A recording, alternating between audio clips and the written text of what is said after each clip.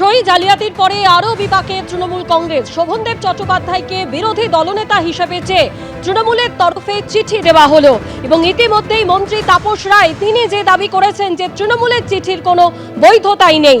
সরাসরি আমাদের প্রতিনিধি কৃষ্ণেন্দু অধিকারী আমাদের সঙ্গে রয়েছেন।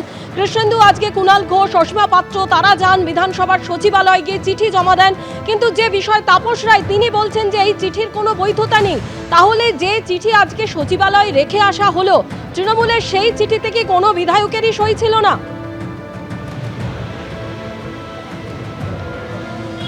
দেখো, তোমার সবচেয়ে আগে এই চিঠিটা দেখাই। তৃণমূল সূত্রে পাওয়া সেই চিঠি, অল ইন্ডিয়া তৃণমূল কংগ্রেসের তরফ থেকে এই চিঠি অনারেবল স্পিকারকে দেওয়া হয়েছে সেই চিঠি, এবং নিচে সই আছে Abhishek Bandyopadhyay, national general secretary, all India Trinamool Congress. 1 জুনের তারিখ, আজকে জমা দেওয়া হয়েছে, অর্থাৎ 1 জুন মানে গতকাল লেখা হয়েছে, আজকে জমা দেওয়া হয়েছে। এবং যে চিঠিতে বিধায়কের কোনো সই নেই, বিধায়কদের কোনো সই নেই, শুধু সই আছে অভিষেক বন্দ্যোপাধ্যায়ের। এবং সেই চিঠির যে মূল কন্টেন্ট, সেটা দেখা যাচ্ছে যে লিডার অফ অপোজিশন, বিরোধী দলনেতা Sovandeb Chattopadhyay, deputy leader of opposition Asima Patra এবং নয়না বন্দ্যোপাধ্যায় এবং চিফ হুইপ শ্রী ফিরহাদ হাকিম। অর্থাৎ প্রথম চিঠিতে, যে চিঠি নিয়ে এত বিতর্ক, যে চিঠির সই জালিয়াতি হয়েছে, যে চিঠির সিআইডি সই জালিয়াতি তদন্ত করছে, সেই চিঠিতে যাদের নাম ছিল সেই একই নাম বিরোধী দলনেতা হিসেবে শোভনদেব চট্টোপাধ্যায় এবং চিফ হুইপ হিসেবে ফিরহাদ হাকিম এবং অসীমা পাত্র এবং নয়না বন্দ্যোপাধ্যায়ের নাম।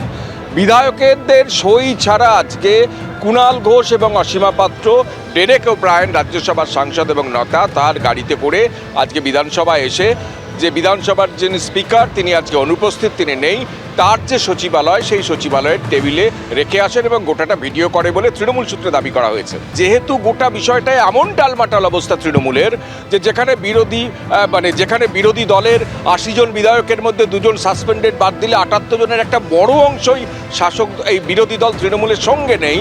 সুতরাং সেই জায়গা থেকে নতুন করে শুধুমাত্র সই ছাড়া আর একটা চিঠি স্পিকারকে জমা দেওয়া হলো, এবং তৃণমূল দাবি করেছে গতকালও একই চিঠি জমা দেওয়া হয়েছে, আজকেও আরও একটা চিঠি জমা দেওয়া হলো এই বিধানসভার সচিবালয়ে।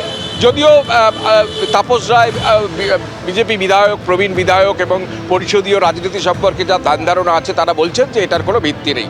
আজকে তৃণমূল কংগ্রেসের প্রতিনিধিরা তারা বিধানসভায় যান এবং সচিবালয়ে গিয়ে একটি চিঠি জমা দেন, যে চিঠির বৈধতা নেই বলেই দাবি করেছেন মন্ত্রী তাপস রায়। কুণাল ঘোষ আজকে কি বলেছেন শোনাবো। গতকাল আমরা একটি চিঠি দিয়েছিলাম, অফিসেই জমা পড়েছে এবং তারা খুব নিয়ম মাফিক তারা চিঠিটি গ্রহণ করেছেন, মানে চিঠিটি জমা নিয়েছেন এবং রিসিপ্ট কপি দিয়েছেন। তো আজ আমরা যখন দিতে এলাম, তখন আমাদের বলা হলো যে স্পিকার গতকালের চিঠির পর ভার্বালি ইনস্ট্রাকশন দিয়েছেন কোনো চিঠি নেওয়া যাবে না। কিন্তু হাসবো না কাঁদবো, তো অবাক কাণ্ড। তো যাই হোক, তো আমরা সেটা দলের নেতৃত্বকে জানাই এবং রাজ্যসভার দলনেতা ডেরেক ওব্রায়েনও আমাদের সঙ্গে আছেন। তো আমরা এখন সেই চিঠিটি, যেটি ওনারা নিলেন না, আরে বলেই দিতে পারতাম, আমরা কন্টেন্ট ভেরিফাই করিনি, যে রীতিটা আছে সেইভাবেই তো রিসিভ হয়। গতকাল রিসিভ হলো, আর আজকে হচ্ছে স্পিকার সাহেব বলে দিয়েছেন কিছু রিসিভ করা যাবে না। তো এখন আমরা সেটা ইমেলে তাদেরকে আবার পাঠিয়ে দিয়েছি। হার্ড কপি কীভাবে কী আইনমাফিক পদ্ধতিতে পৌঁছানো যায় সেটা হবে, কিন্তু ইমেলে ইতিমধ্যেই স্পিকারকে পাঠিয়ে দেওয়া হয়েছে। 60 জনের সই সম্বলিত একটা চিঠি বোধহয় দেওয়া হয়েছিল। সেই চিঠিতে অনেক সই ছিল বিধায়কদের, যা জাল। সেই সই কারা করলো? অন্য বিধায়করা করলো, না বিধানসভার বা বিধায়কদের বাইরে তৃণমূল দলের কোনো পদাধিকারী বা অন্য কেউ করলো? সেটা নিয়ে হেয়ারস্ট্রিট থানায় একটি মামলা হয়েছে এবং সিআইডির হাতে কেস দেওয়া হয়েছে। হ্যান্ডরাইটিং এক্সপার্ট সিআইডি তার তদন্ত করছে।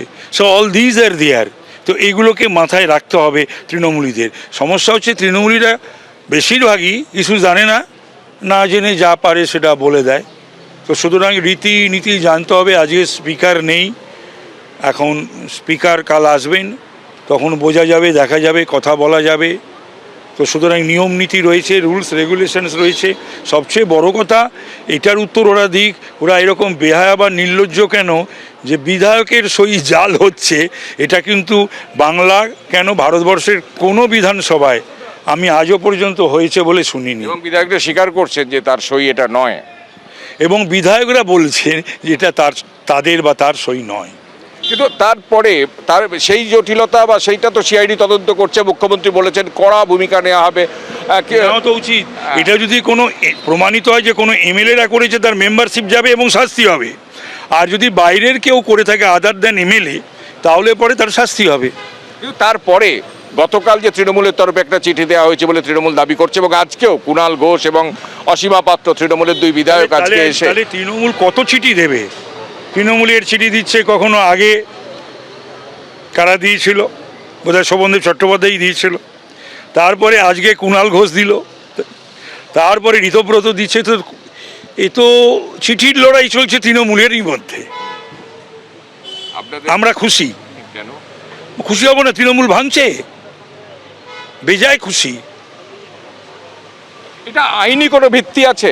বিধানসভার যে মানে আইনি পরিকাঠামো আছে, তাতে আইনি ভিত্তি আছে যে বিধায়কদের সই সম্মিলিত ছাড়া বা বিধায়কদের সই ছাড়া দলের তরফ আরে ভাই, থেকে? পরিষদীয় দলের নেতাই বিরোধী দল নেতা হয়। অপোজিশনে যারা থেকে শাসক দল লিডার অফ দ্য হাউস তৈরি করে, ঠিক আছে? পার্টির তরফ থেকে সই ছাড়া যদি কেউ চিঠি দেয় সেটা কি গ্রাহ্য হবে? পার্টি তৃণমূলের তরফ থেকে বিধায়কদের যদি সই সম্মিলিত থাকে এবং সেটা যদি 80-র মধ্যে 41 হয়, তাহলে পরে সেটা স্পিকারের বিচারাধীন হয়, স্পিকার সেটা বিচার করতে পারেন, সই ছাড়া দেখতে পারে। সই ছাড়া তো হতে পারে না। কারণ এটাকে বলা হয় পরিষদীয় দল। তো পরিষদীয় দলের তো সদস্য হতে হবে। পরিষদীয় দল বাইরে থেকে নিয়ন্ত্রণ করতে পারে। পরিষদীয় দল একটা রাজনৈতিক দলের নেতৃত্বে চলতে পারে, কিন্তু পরিষদীয় দলের সদস্যরা যদি সই না দেয়, তাহলে পরে লিডার অফ দ্য অপোজিশন বা leader of the Trinamool legislature party তো হয় না। আমরা কথা বললাম তাপস রায়ের সঙ্গে। তাপস রায় প্রবীণ বিধায়ক এবং পরিষদীয় রাজনীতি সম্পর্কে যথেষ্ট ওয়াকিবহাল, এবং যে সই জালিয়াতি নিয়ে সিআইডি তদন্ত শুরু করেছে এবং তার পরিপ্রেক্ষিতে জোর বিতর্ক তৈরি হয়েছে। তৃণমূল ভেঙে যাচ্ছে, ঋতব্রত বন্দ্যোপাধ্যায়ের নেতৃত্বে একাধিক বিধায়ক বৈঠক করছেন, তার একটা সই সম্মিলিত চিঠি জমা দেওয়ার কথা বিধানসভায়। ঠিক সেই প্রেক্ষাপটে তৃণমূলের তরফ থেকে আরও একটা চিঠি আজকে কুণাল ঘোষ এবং অসীমা পাত্ররা বিধানসভার অধ্যক্ষের যে সচিব, সেই সচিবের টেবিলে রেখে আসেন, এবং তাতে তৃণমূল সূত্রে যেটা জানা যাচ্ছে, সেই চিঠিতে দলের তরফ থেকে অর্থাৎ তৃণমূলের তরফ থেকে বিরোধী দলনেতা হিসেবে শোভনদেব চট্টোপাধ্যায়ের নাম প্রস্তাব করা হলেও বিধায়কদের সই কিন্তু সেখানে নেই। এই চিঠি কতটা আইনত গ্রাহ্য হবে তা নিয়ে অবশ্যই প্রশ্ন তুলছেন তাপস রায়। এখন দেখার যে এই ডামাডোল চলছে বিধানসভায় পরিষদীয় রাজনীতি ঘিরে, তার শেষ কোথায় হয়। ক্যামেরায় বিশ্বজিৎ শাহের সঙ্গে কৃষ্ণেন্দু অধিকারী, এবিপি আনন্দ, কলকাতা। উলুবেড়িয়াতে ভোটের আগে থেকেই দুর্নীতির বিরুদ্ধে যে সরব হয়েছিলাম, বিশেষ করে উলুবেড়িয়া সরকারের বিরুদ্ধে, এগুলো যদি মনে করেন যে পার্টিতে বলিনি, আইপ্যাককে বলেছি, পার্টি মানে তো আইপ্যাক, সেই সংস্থাকে রিপোর্ট করতে হতো, তাদের বহুবার বলেছি। এখন বলা হয়েছিল উলুবেড়িয়া পৌরসভার চেয়ারম্যান ও দুর্নীতির শিরোমণি অভয় দাস, তাকে এবং আরেকজন আকবর শেখ, এদের বিরুদ্ধে ব্যবস্থা হবে। কিন্তু প্লিজ আপনি গুণাক্ষরে পুলক রায়কে নিয়ে কিছু বলবেন না, আমরা বাকিটা নিশ্চিতভাবে দেখব। তা আমার এখন এটা বলার, সরকারকে অনুরোধ করব যে বিশেষ করে এরম পুলক রায়েরা, উলুবেড়িয়া সরকাররা যারা আছেন, শুধু এরা নন, এখানে উনি পিডব্লিউডি পিএইচির মন্ত্রী ছিলেন। উনি কার জন্যে পিডব্লিউডি পিএইচির মন্ত্রী ছিলেন? কোথায় হচ্ছে ওনার দপ্তরের আধিকারিকরা যেতেন? ম্যাকিন্টস বার্নের এমডি, সেই এমডি কোথায়, ক্যামাক স্ট্রিটে কখন যেতেন, কবে যেতেন, সুমিত রায়ের সঙ্গে তার কি যোগাযোগ ছিল, সবই এটা একটা বড় নেক্সাস।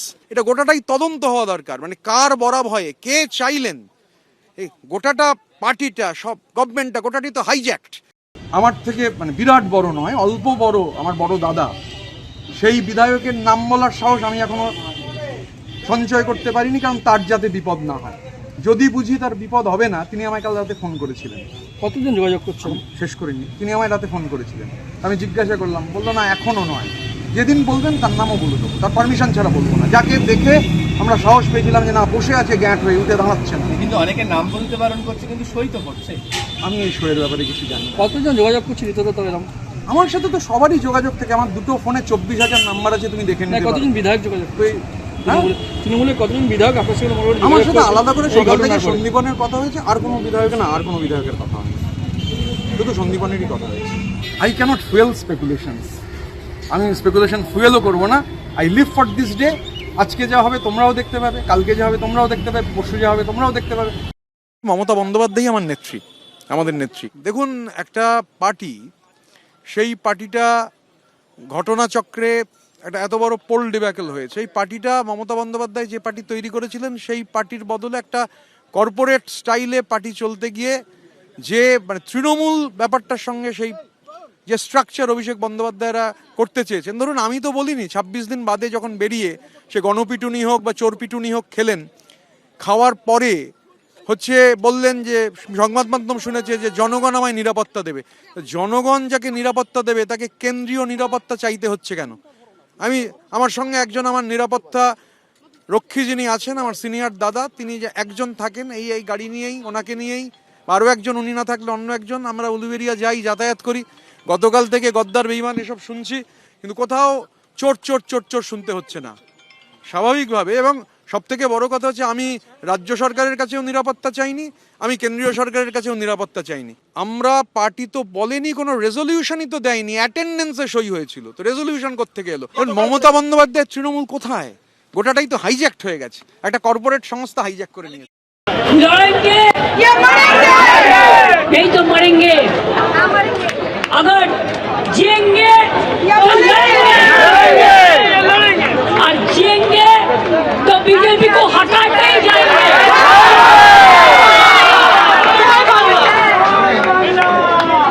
5 स्टेट में इलेक्शन हुआ ना, 4 स्टेट में,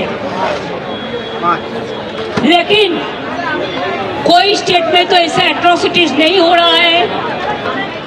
बंगाल में क्यों 177 सीट में आप लोगों ने काउंटिंग रिग किया? हमारा क्षेत्रों में भी जो 100 कॉल चेयर लेके बैठे हैं, 100 कॉल गद्दार, उन्होंने खुद लूट किया, मेरे को मारा, लेकिन तब भी मैं 3 घंटा लड़ा। उसको बाद मैं देख रहा था, मैं कंप्लेन देने का बाद भी हमारा हॉर्ड एजेंट को मार के भगा दिया। ऐसा 177 कॉन्स्टिट्यूंसी में हुआ। और इलेक्शन कमीशन वो तो एक विलेन है, उसका परिवार का सब IAS है, RPS है, सब यूपी में सबसे अच्छा पोजीशन में है। और IAS नहीं है और IPS नहीं है, तो उसको परिवार है, यूपी के जमींदार है। और उन्होंने क्या किया, मैंने सुना बहुत सारे मीडिया का ओर से, कभी कभी मीडिया, कोई मीडिया तो सच न्यूज देता है ना, कि उनका ऑफिस से कंट्रोल रूम किया था, और कंट्रोल रूम से काउंटिंग सेंटर को टैप करके 177 सीट में पहले EVM सेंटर में लोड शेडिंग करके रीड किया, मशीन बदला। नहीं तो आप बोलिए मीटिंग वोटिंग का बाद आपका बैटरी अगर आप 24 घंटा चलाएंगे तो आपको मोबाइल का बैटरी को चार्ज देने पड़ता है कि नहीं है? तो इतना वोटिंग होने के बाद 92% चार्ज कैसे रहते हैं? चोरी नहीं, डकात की जो